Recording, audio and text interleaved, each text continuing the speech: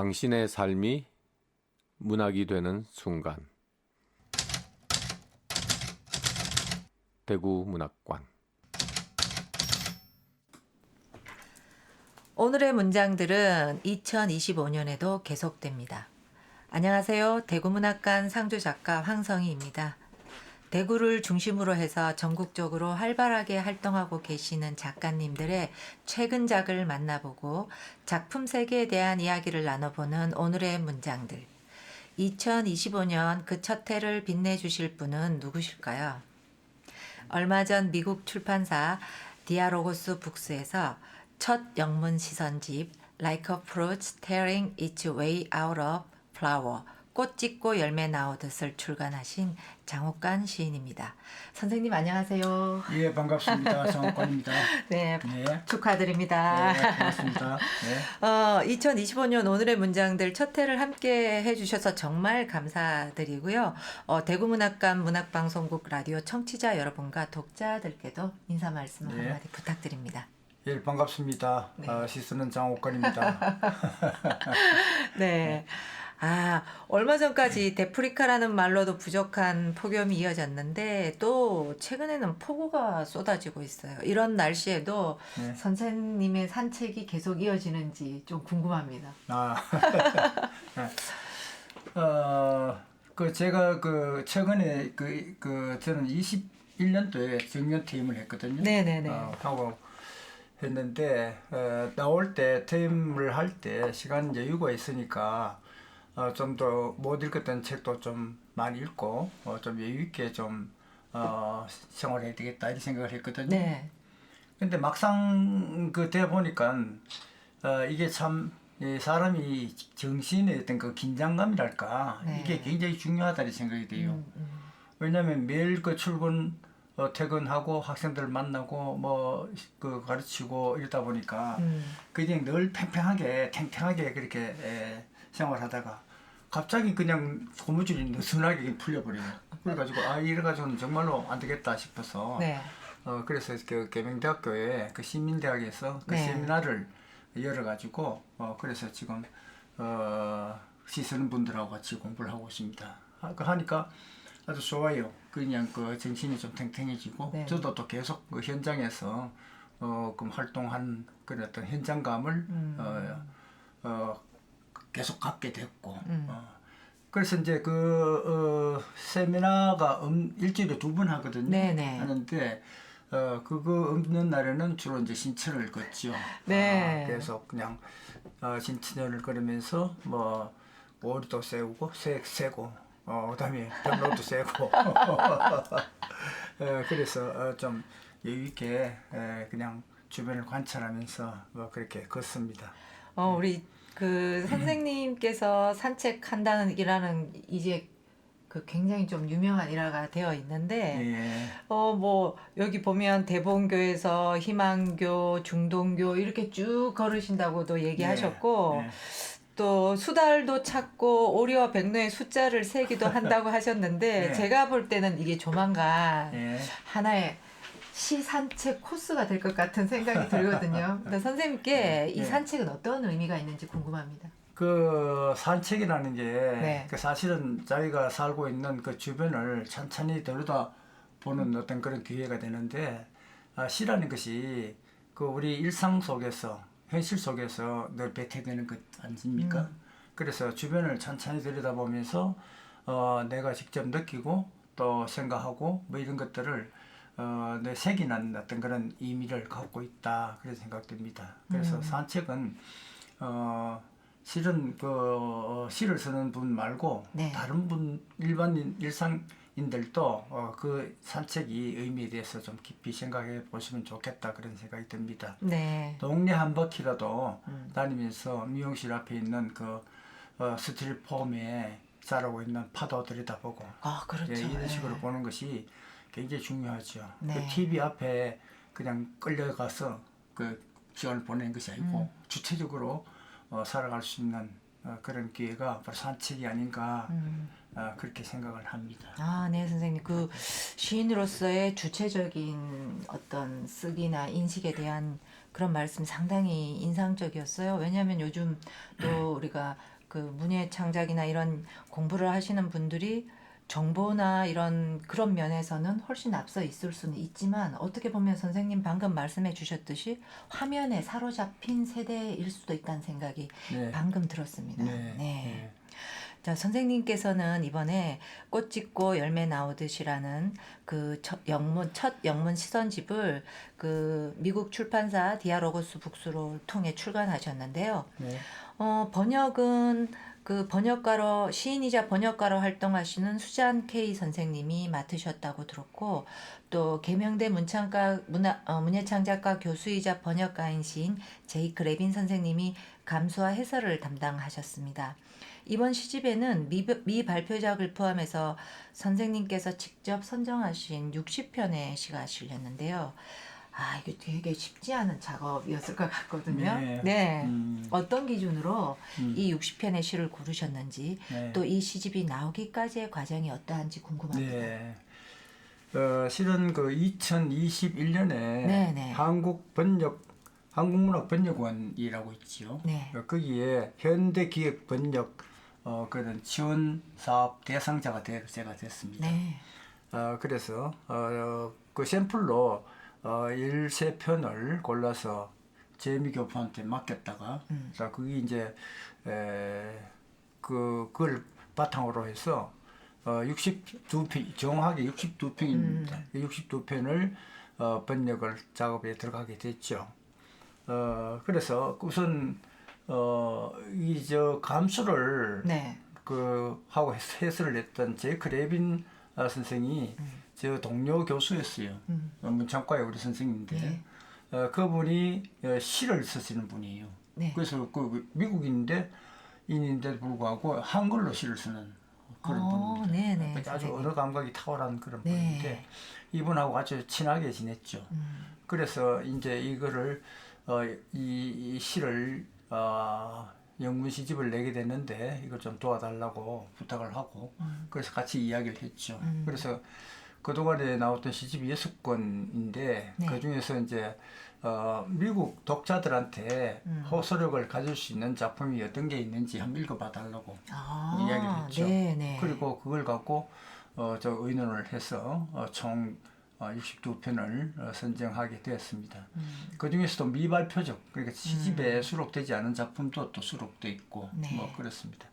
그래서 초창기에 그 시집 세 권은 여기 별로 포함되지 않고 네. 4, 5, 6 그런 최근의 시집을 중심으로 시를 선정하게 됐죠. 예.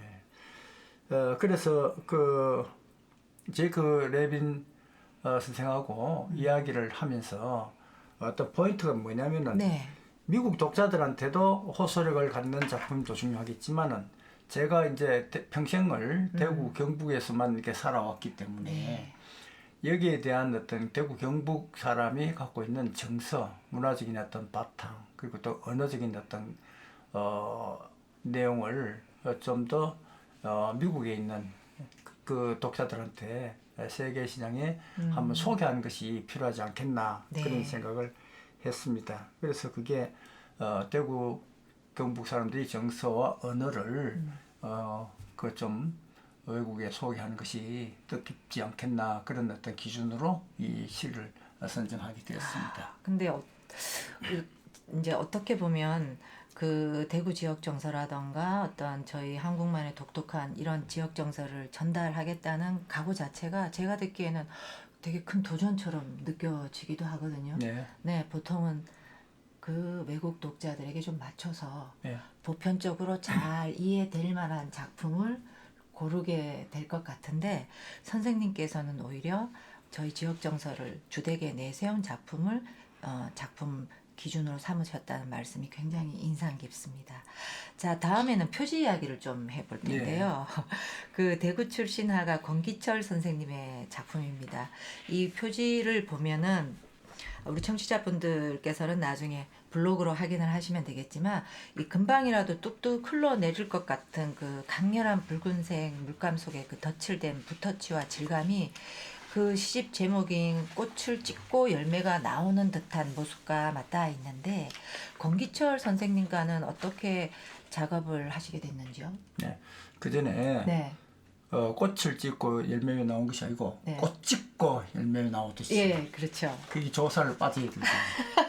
왜냐하면 꽃 찍고 열매 나오듯이라는 그 아주 강한 그 강세의 언어. 예, 그리고 힘이 있는 예, 것이죠. 이게 바로 경상도 정서고 언어라고 생각하거든요. 아, 조사의 생량.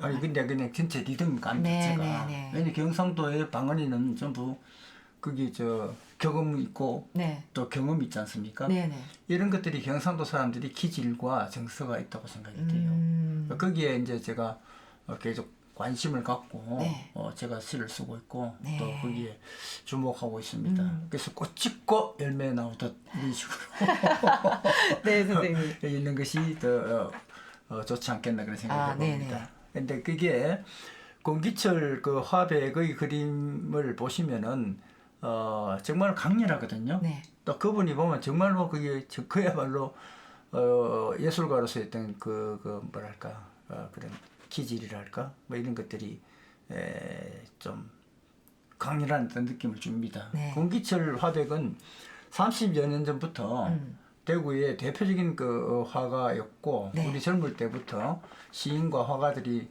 자주 만났습니다. 그때부터 이제 가까웠는데 무엇보다도 권기철 화백은 그 김준기라고 매일신문의 그 영화 담당 기자로 활동하셨던 김준기 선생이 운영하는 필름통이라는 영화 공간이 있거든요. 네네. 예, 거기서 몇 년째 매달 만납니다.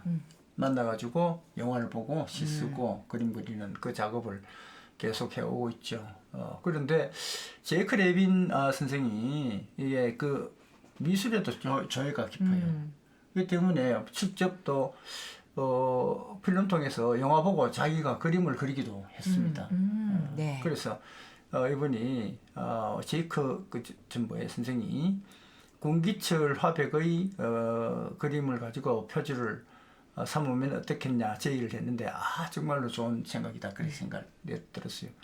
왜냐하면 그 그림도 제가 이 시의 어떤 강렬한 어떤 이미지도 중요하지만은 제가 아까 말씀드린 것처럼 대구 경북의 정서와 언어를 담겠다는 그와 취지에 부합되죠. 왜냐하면 대구의 대표적인 화가이기 때문에. 그래서 이런 어떤 것들이 권기철 화백의 그림을 표지화로 삼게 된 계기가 됐다. 그렇게 이야기를 할 수 있겠습니다. 네. 자, 그럼 여기서 우리 독자들의 이해를 돕기 위해서 표제작 꽃 찍고 열매 나오듯 이 작품을 장옥관 선생님의 목소리로 직접 듣고 감상하는 시간을 가져보도록 하겠습니다. 꽃 찍고 열매 나오듯 사랑눈이 문풍지를 때리고 있었다. 시릉에 매달린 메주가 익어가던 안방 아랫목에는 갓 탯줄 끄는 동생이 포대기에 쌓인 채 고구마처럼 새근거리고 있었다. 비릿한 베네옷에 코를 막으며 나는 물었다. 엄마, 나는 어디서 왔나요? 웅울웅울 말이 나오기 전에 쩡쩡 말못이 멈추는 소리 들려왔다. 1000년 전에 죽은 내가 물었다. 꽃 찍고 열매 나오듯이 여기 왔나요? 사슴 삼킨 사자아가리 찍고 나는 여기 왔나요? 입술을 채 떼기 전에 마당에 묻어놓은 김장독 배 부푸는 소리 들려왔다. 말라붙은 빈 젖을 움켜쥐며 1000년 뒤에 태어날 내가 말했다. 얼어붙은 몸물이 새를 삼키는 것 봤어요. 메아리가 메아리를 잡아먹는 소리 나는 들었어요. 송골송골 이마에 맺힌 땀방울을 닦으며 미역줄기 같은 어머니가 말씀하셨다. 얘야, 두려워 마라. 저 소리는 항아리에 든 아기가 익어가는 소리란다. 휙휙 호랑 지팡이 그림자가 마당을 뒤덮고 대청 기둥이 부푼 배 안고 식은땀 흘리던 그 동짓밤, 썰물이 빠져나간 어머니의 업문으로 묵은 밤을 찢은 새의 비살이 비쳐들고 있었다. 박수 한번 치겠습니다, 선생님. 이 시를 제가 혼자 읽었을 때도 굉장히 강렬하다고 생각했는데, 다시 선생님의 목소리로 들으니까 더 그 어떤 여운이 강한 것 같습니다.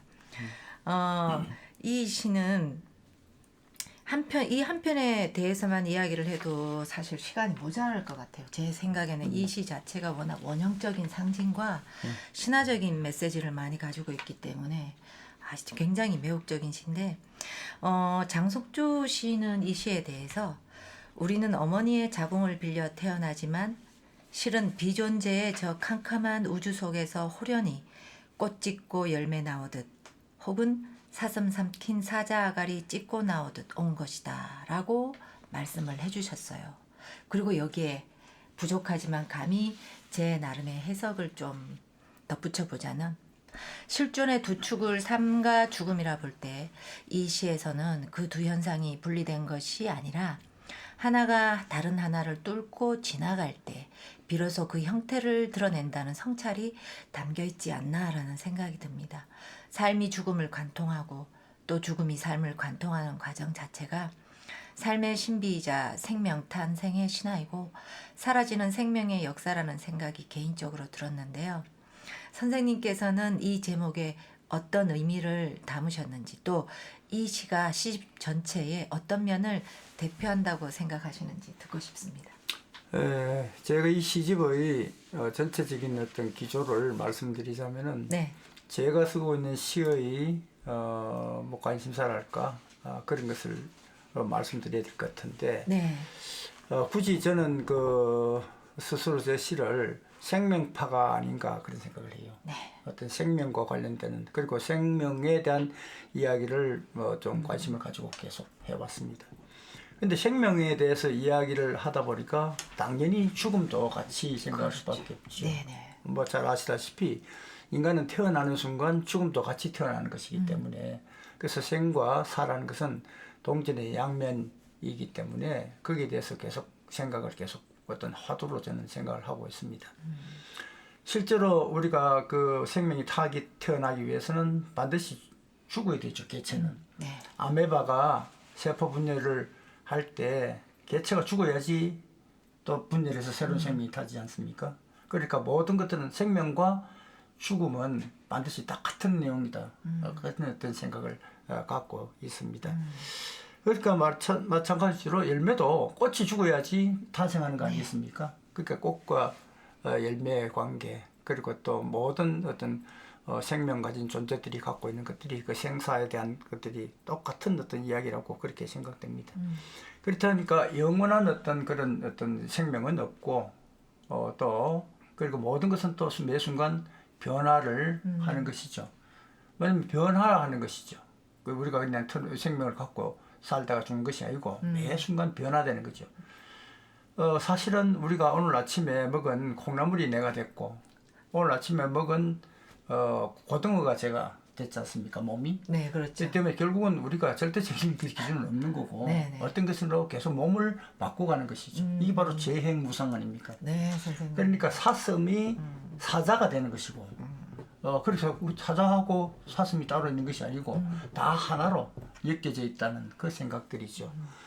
그런 어떤 그 꽃과 열매의 관계망을 이런 걸 통해 가지고 어떤 존재에 대해서 비를 한번 좀 찾아보자 하는 그런 의도를 가지고, 그 내용들이 이 시의 어떤 전반적인 기조를 형성하고 있다, 그렇게 말씀드릴 수 있겠습니다. 네, 이 생명에 대한 인식이 선생님 말씀처럼 굉장히 다양하고 폭 넓게 이 시 안에 자리 잡고 있는 것은 정말 확실한 것 같습니다.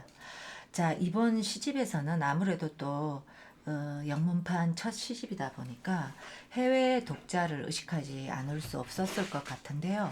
한국어 이제 특유의 언어 감각을 모르는 독자들이 아무래도 좀 다수일 텐데, 특히 강조하고 싶었던 정서나 메시지가 따로 있으셨는지, 또 시집 중에 해외 독자들이 특히 흥미롭게 읽을 만한 시 한 편도 같이 소개해 주신다면 어떤 시일까요? 네.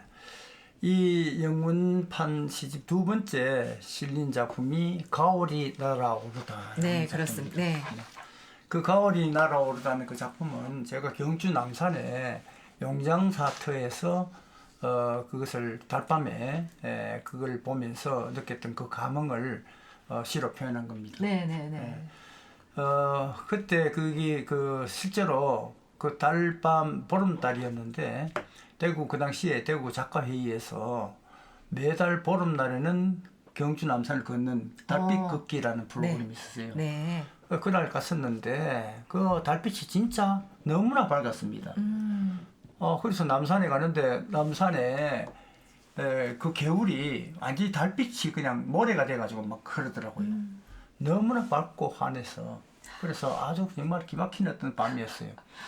그래서 그 경주 남산 꼭대기에 그 용장사가 있거든요. 산 꼭대기에 탑이 있어요.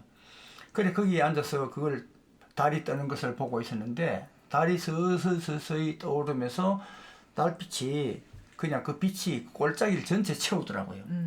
그러니까 그 항아리에 빛이 차오르듯이 골짜기 전체가 달빛으로 차오르니까 거기에 그 용장사의 옥계석이 네. 그 가오리가 딱 돼가지고 빠져나와서 막 날아다니더라고. 1000마리, 10,000마리. 실제로 거짓말 아니에요, 진짜로. 그래서 옥계석이 그야말로 살아있는 가오리가 돼가서 날아오는 것을 직접 봤어요.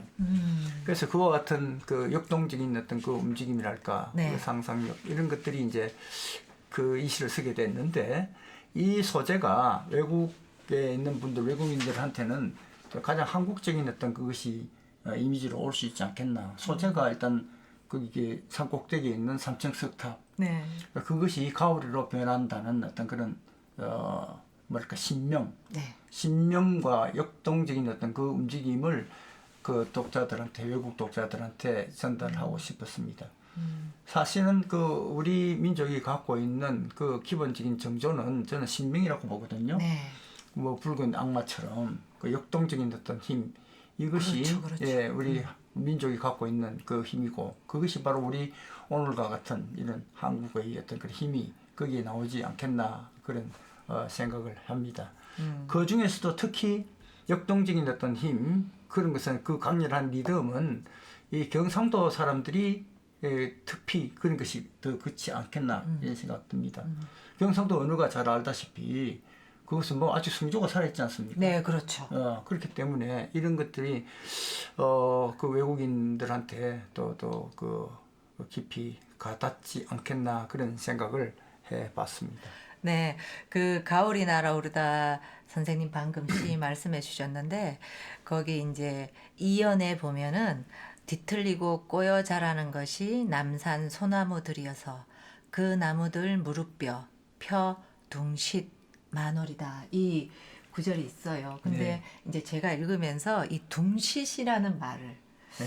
이 사람들은 어떻게 번역을 했을까 이게 네. 궁금했거든요. 그래서 찾아봤더니 이제 번역이 바운스로 되어 있는 걸 봤어요.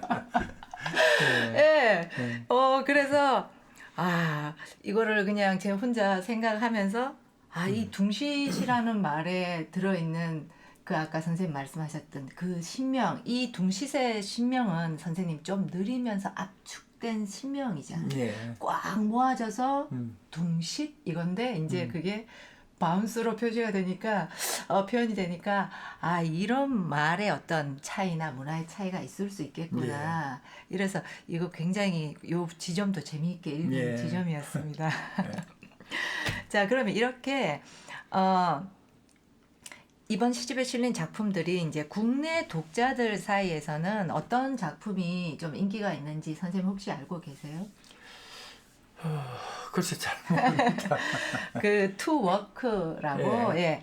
그 원제 걷는다는 것이라는 시가 예. 굉장히 인기가 있다는 지금 반응이 많은데 예. 이번 시집이 선생님 세계 문예 플랫폼에 아심토트 저널이라는 곳이 있대요. 예. 거기에 이제 선생님 시가 소개되면서 국제 문학계의 주목도 받았고 이 출간 직후에 한 그 영국 독자가 블로그에 굉장히 이제 인상 깊게 읽었다는 후기를 남기기도 했다고 들었는데 그 아심토트 그러니까 에이심토트 저널에 대해서 조금 잠깐 제가 이제 말씀을 드리면 전 세계 문학을 다양한 언어로 소개하는 이 대표적인 온라인 문예지라고 합니다. 2011년부터 세계 각국의 문학을 영어로 번역해서 소개하고 이 번역 문학의 흐름을 이끄는 중요한 플랫폼으로 알고 있는데 한국 작가 중에서도 우리 김혜순, 황정은, 배수아, 편혜영 등의 작가 선생님들이 소개된 바 있다고 해요. 특히 해설을 맡은 제이크 레빈 시인은 장옥관 시인의 시는 보이지 않는 것을 포착하는 시적 감각의 극치 이렇게 평을 하셨습니다. 이런 평을 종합해서 해외 반응을 접하셨을 때 선생님이 어떤 기분이셨을지 궁금해요. 좀 뭐 솔직히 얼떨떨한 기분이죠. 예, 그러셨을 것 같아요. 예.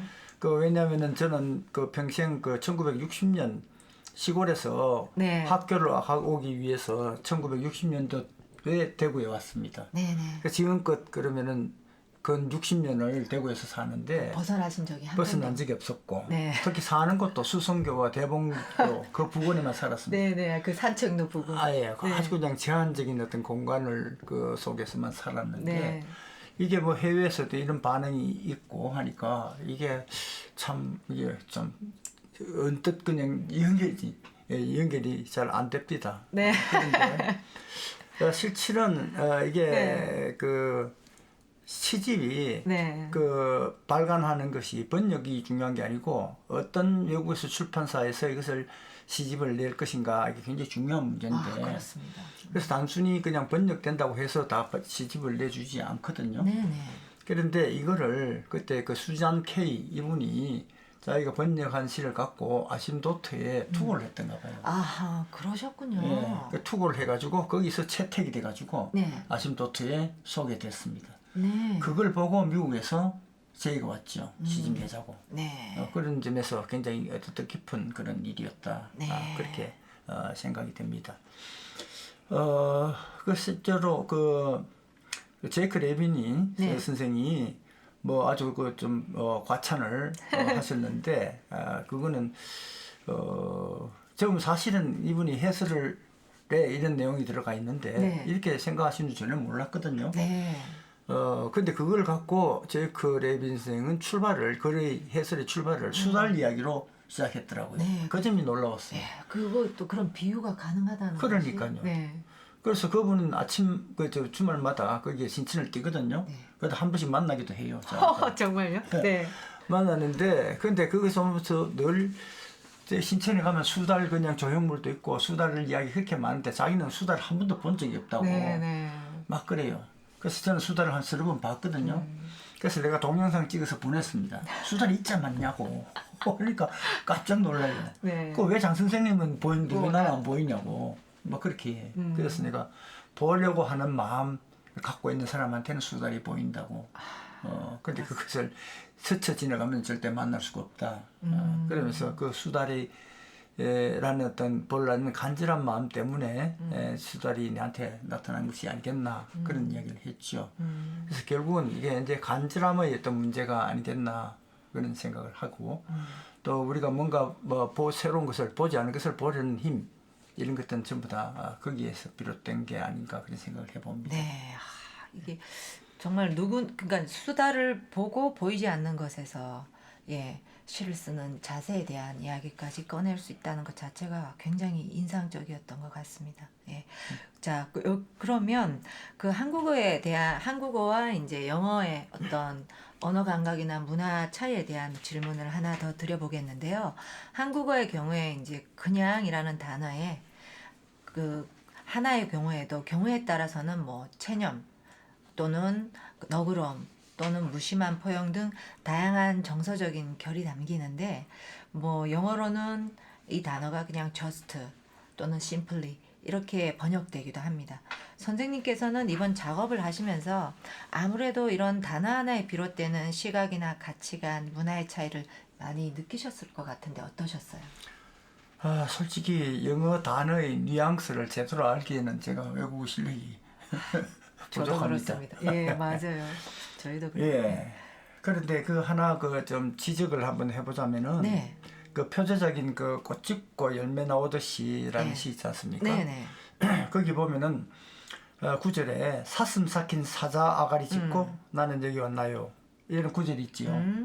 자, 그런데 여기에 사슴 삭힌 사자 아가리를 저 라이온이라고 얘기하고 디어라고 얘기하고 있습니다. 네, 맞아요. 디얼. 되어 있는데 이게 사실은 이게 시가 되려 그러면 사자하고 사슴의 그 사자가 이게 서로 대응이 되어 있지 않습니까? 네. 그래서 사자가 사슴이 된다는 이건 묘한 어떤 느낌 지점이 있지 않습니까? 그렇죠, 선생님. 근데 그것을 외국어로 표현할 수가 없잖아요. 네. 같은 소리로 음가로. 네.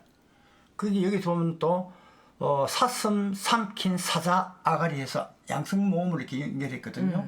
이런 것을 의도를 가지고 이렇게 했었는데 이와 같은 것은 번역으로는 안 되더라고요. 네. 이게 바로 이제 언어적 한계가 아닌가 그런 생각이 듭니다. 그러니까 이제 의미나 주제는 통하게 번역이 네, 될 수 그렇죠. 있을지라도 이제 선생님의 작품에서 사슴 삼킨 사자 아가리 같은 경우는 시 자체가 언어랑 일치된 상황을 말하는 건데 그렇죠. 그 일치된 총체 전체를 번역되지 못했다는 것은 그렇죠. 좀 그건 어쩔 수가 없습니다. 어쩔 수가 없는 네, 일인 것 네. 같습니다. 그런데 제가 생각할 때 그럼에도 불구하고 이런 시를 선생님께서 밀어붙이셨다는 것 자체가 네. 제가 뵐 땐 대단한 용기 같다는 생각이 듭니다. 예. 자, 그럼 선생님의 이제 시세계에 대해 조금 더 깊이 들어가 볼 텐데요. 선생님의 시세계는 보이지 않는 것을 포착하는 감각에서 비롯된다고 아까 제이크 레빈 선생님께서도 얘기해 주셨거든요.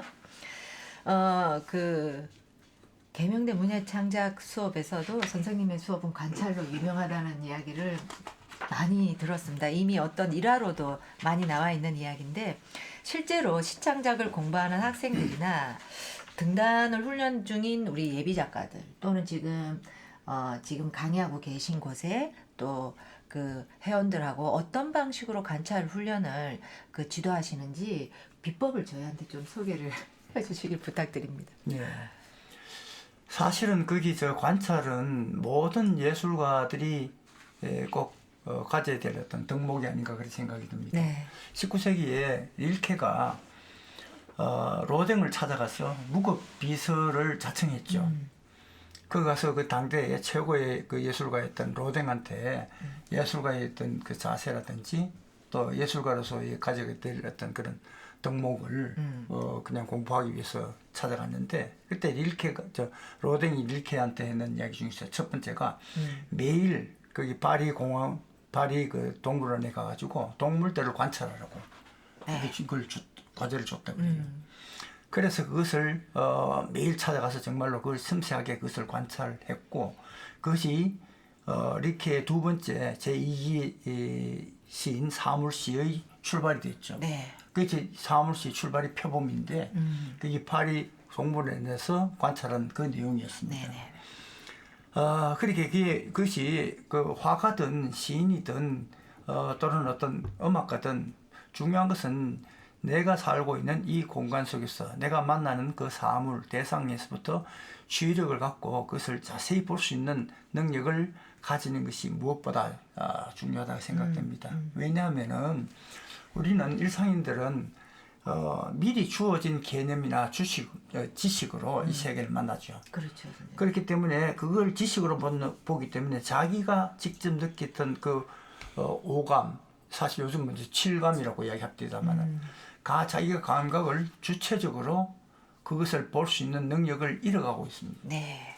그렇기 때문에 예술가는 이것이 우리가 이 갖고 있는 늘 지식과 그것은 상투성이 본질이지 않습니까?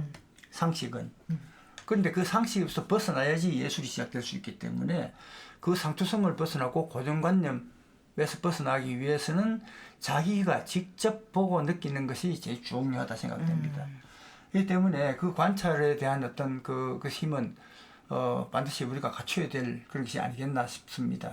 실제로 최근에 제가 구미에서 그 시를 글을 처음 쓰는 분들하고 공부를 한 적이 있는데 네. 이분들하고 이제 1년 동안 공부하고 난 다음에 책이 나왔어요. 네. 나오고 난 다음에 이분들이 전부 다 너무너무 고맙게 생각을 해요. 그 뭐냐면 작품을 쓰는 것이 중요한 게 아니고 내가 바뀌었다는 거죠. 사람이. 그전까지 그냥 스쳐 지나간 것들에 대해서 주의를 가지고 그것을 다시 볼 수 있는 그 눈을 가졌다는 것. 눈을 하나 더 달게 됐다는 것. 그것과 너무나 고맙게 생각한다 그래요. 이 때문에 시를 쓰고 글 쓰는 것은 결국은 내가 직접 이 세계하고 직접 대면하고 부딪히는 것이 필요하다 그렇게 생각이 돼요. 그래서 저는 저하고 시 공부하는 분들한테 매일 시 한 편 쓰고 매일 관찰 일기를 쓰라고 주문합니다.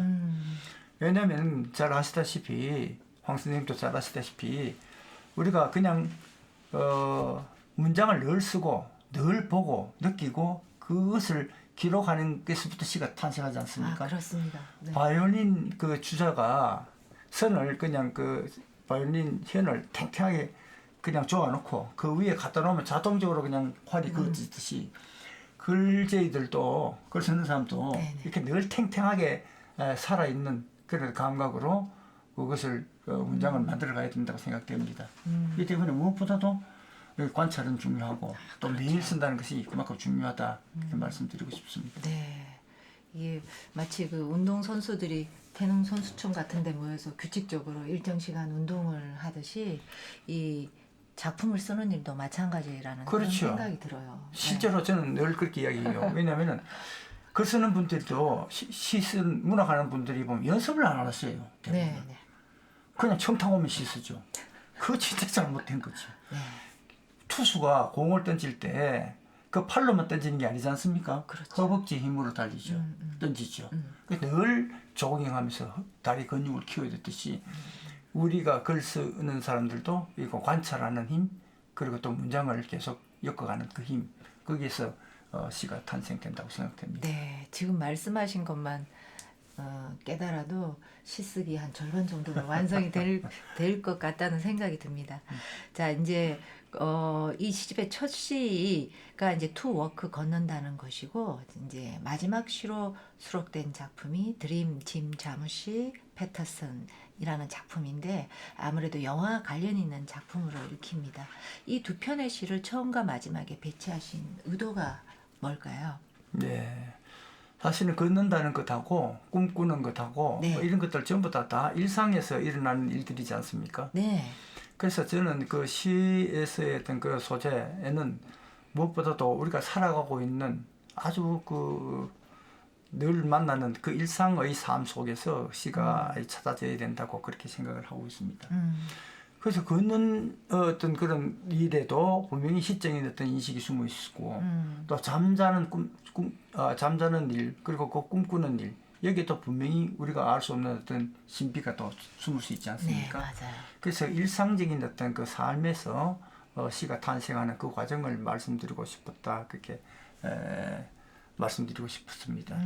잘 아시다시피 패터슨이라는 영화는 거기 버스 드라이버가 시를 쓰지 않습니까? 네네네. 그게 시를 쓰기 때문에 이분은 단순한 버스 드라이버가 아니라 그리고 그 매 순간 살아있는 존재로 거듭날 수 있겠죠. 네. 이 때문에 일상인은 우리가 시를 읽고 쓰고 이렇게 한다는 것은 매 순간을 놓치지 않고 그것을 포착해서 새롭게 살아가는 힘을 주는 것이 아니겠나 그렇게 생각합니다. 이 때문에 결국은 예술, 특히 시는 이건 그 패터슨에서 비추고 있는 그 메시지가 거기서 나오지 않았나 그렇게 생각을 해봅니다. 네, 그렇습니다. 선생님 말씀 들으면 정말 시 작업이라는 것은 어떤 치열한 삶의 현상 그 자체라는 생각이 드는 것 같습니다. 자, 이렇게 이번 시집을 출간하시면서 한국 작가들의 시집이 좀 더 활발하게 번역될 수 있는 방법이 있으면 좋겠다는 생각을 저도 해봤는데요. 선생님 생각은 어떠신지? 물론이죠. 네. 그게 우리가 한강 작가의 노벨상이라는 건 정말 놀라운 어떤 그런 네. 기적을 이뤘지 않습니까? 네네. 그래서 한국 문학도 이게 세계 시장으로선 이제 들어선 어떤 느낌이 듭니다. 네. 실제 소설 지금 그동안에는 지금 소설을 중심으로 이렇게 진출을 하는 것 같은데 시집도 아직 좀 많이 번역이 됐으면 좋겠다 그렇게 생각됩니다. 사실 지금 우리가 그 K컬처가 이렇게 붐을 일으키고 있습니다만은 그 바탕에는 결국 문학적 상상력 이것이 깔려야 되지 않겠나 그런 생각을 하거든요. 그렇기 때문에 한국 문학이 좀 더 활발하게 이루어졌으면 좋겠고 창작이 이루어졌으면 좋겠고 해외도 이렇게 많이 소개가 됐으면 좋겠다 그런 생각됩니다. 그런데 실제로 개인이 이것을 외국어로 번역하기는 쉽지 않습니까? 그렇습니다. 비용도 필요하고 네. 그래서 이게 지금 한국번역원이나 대사문화재단에서 이렇게 지원을 하고 있습니다만은 이것이 아주 많이 부족한 셈이죠. 네, 그렇죠. 그래서 좀 더 다른 기관에서도 관심을 가지고 민간 부분에서도 기업 메세나처럼 이런 한국 문학을 번역할 수 있는 소개할 수 있는 그런 프로그램이 좀 더 많이 마련됐으면 좋겠다 그런 생각을 해봅니다. 네네. 특히 다른 그 해외 나라처럼 영어를 공용어로 쓰지 않는 언어 기반을 가지고 있는 우리 한국 같은 경우에는 오히려 더 번역 작업에 더 신경을 써야 된다는 그런 생각이 저도 듭니다. 자, 그러면 이제 보면 전국적으로 선생님 시의 분홍기라고 해도 과언이 아닐 만큼 최근에 시인선을 출간하는 출판사들도 늘고 있고 시를 쓰는 독자들도 늘고 있는데요. 오늘날 사람들이 왜 이렇게 특히 더 시를 읽고 쓰고 하고 싶은지 선생님께서 생각하시는 요즘의 시란 어떤 것인지 한번 여쭤보고 싶습니다. 요즘 시가 좀 붐을 일으키고 있습니까? 네. 그렇습니다, 선생님. 저는 저 옛날 사람이 되다 보니까 네. 80년대에 그 어떤 시의 아주 세계 우리 80년대가 한국 문화의 천병에 서 있었지 않습니까? 네. 민중문학이. 그렇죠, 선생님. 그런데 그동안에 약간 좀 그런 그 시의 어떤 그 힘이랄까 이런 것을 대중문화에 좀 뺏긴 느낌이 듭니다. 네. 실제로 80년대에 일간지에 보면은 이달의 시, 이달의 소설이라 가지고 그 월평이 나왔지 않습니까? 근데 요즘 그게 나온 데가 없죠. 일간지에. 네. 일간지에. 네. 거기에 나왔던 자리에 TV 프로그램이 들어가고 연예 기사 스포츠가 들어가 있습니다. 이 때문에 우리가 문화가 그만큼 많이 바뀌었다고 할 수 있겠죠. 그런데 최근에 전체적인 어떤 분위기는 그래도 시를 젊은 분들이 이 시를 많이 찾는 것을 제가 느낍니다. 네. 그 블로그라든지 또 그 카페라든지 SNS 이런 걸 통해서 그 시를 많이 그냥 향유하는 것을 보는데 그게 이제 제가 볼 때는 그게 절대적으로 트위터라든지 페이스북이라든지 그 SNS와 같은 어떤 그런 어떤 그 짧은 어떤 그 화면의 짧은 시 이것이 그야말로 번개처럼 지나가는 어떤 그런 것들 그 깨달음이라든지 이런 것들을 좀 향유하려는 그런 것들이 있지 않겠나. 또 아울러서 요즘 또 스마트폰이 전부 다 일상화되어 있기 때문에 누구든지 간에 가서 사진 찍고 또 그것을 또 기록을 하고 그렇습니다. 또 그거와 관련돼 가지고 또 시적인 것하고 연결하는 이런 움직임들이 많이 있거든요. 그래서 그냥 짧은 어떤 것들 이 시대의 어떤 감각이 이제 긴 호흡은 이제 잘 안 되는 것 같아요. 그 짧은 호흡을 갖고 있는 이런 또 문화적인 충격이랄까 이런 것들이 지금 이 세대들한테 더 깊이 와닿는 게 아니겠나 그런 생각됩니다. 그게 이제 시가 좀 더 활성화되고 있다면은 어떤 그런 점이 아니겠나 저는 생각이 됩니다. 네. 그리고 제가 이제 요즘 시에 대해서 시집들 저도 많이 읽거든요. 이런 게 이제 제가 세미나를 하는 이유이기도 해요. 네. 이기 때문에 젊은 분들하고 계속 시집을 읽으면서 그렇습니다. 네. 그래서 저 나름대로 탱탱한 감각을 가지고 노력을 하고 있죠. 네. 네. 그래서 요즘 분들이 시인들이 쓰고 있는 것들이 정말로 다양해졌다는 생각들이. 그리고 또 굉장히 개성적이다 이런 생각이 돼요. 우리가 생각하는 이런 시는 이런 형태, 이런 어떤 내용들을 다룬 그 시라고 생각하는 것들을 완전히 깨는 데서부터 시작되는 것 같아요. 그래서 좀 그야말로 백과정명의 어떤 그런 시 세계를 보여주고 있지 않겠나 그런 생각 듭니다. 그런데 이제 저는 개인적으로 생각할 때 어떤 젊은 시도 중요한테도 그런 어떤 새로운 뭘 보여주는 것도 굉장히 중요하겠지만은 우리가 근원적인 어떤 문제에 대해서 주제의식이랄까 문제의식이 이런 어떤 좀 묵직한 주제를 다루는 이런 것도 좀 필요하지 않겠나. 아, 그럼요. 제가 아까 말씀드린 것처럼 그 어떤 그 생사의 문제라든지 네. 또 본질적인 어떤 질문 이런 것들이 필요하지 않겠나 그런 생각됩니다. 실제로 제가 개인적인 이야기를 에피소드를 말씀드려도 될지 모르겠는데 제가 그 70년대 초반에 제가 경북대학교에 그 대학생 현상 공모에 당선된 적이 있습니다. 네. 그때 심사위원이 김춘수 선생님이었어요. 아, 네. 그 김춘수 선생님이 연구실에 가서 말씀을 들었는데 그분이 하신 말씀이 자네가 남학생이었나 그래요. 목자가 들어가니까 여학생인 줄 알았대요. 네. 그래서 그게 일단은 그것이 이름도 그렇지만은 그 제가 봤던 시들이 굉장히 감각적이고 서정적인 시를 썼어요. 그걸 보니까 당연히 여성이라고 여학생이라고 생각을 하셨던가 봐요. 그때 이제 당부를 하셨어요. 뭐냐면 좀 더 젊은 사람이답게 좀 더 무거운 어떤 철학적인 어떤 문제에 대해서 좀 그것을 좀 고민하고 시대의 어떤 문제에 대해서 좀 치열하게 사유하는 것이 필요하지 않겠나 그렇게 충고를 해줬어요.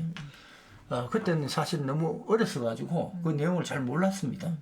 내가 이제 시를 그동안에 써오다 보니까 그 선생님의 그 말씀이 직접적으로 와닿는다 그런 생각 들어요. 또 좀 더 근원적인 문제하고 좀 치열하게 싸우는 그런 시편을 좀 만났으면 좋겠다는 게 제 개인적인 소망입니다. 너무 공감이 되는 말씀인 것 같습니다, 선생님. 자, 벌써 이제 마지막 그 질문만 남겨놓고 있는데요.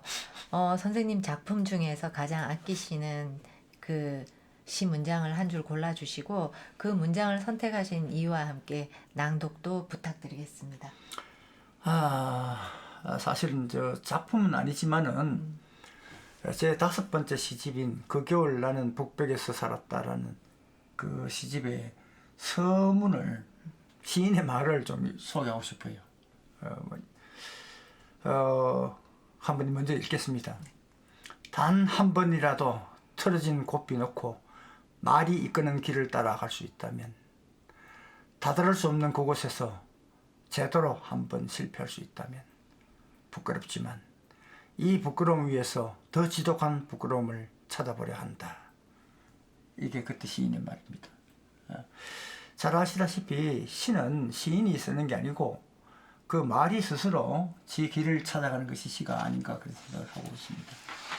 그래서 말이 말을 불러오는 것, 시인의 의도가 사라진 말의 향연, 이것이 시가 본래이 아닌가 그런 생각을 해봅니다.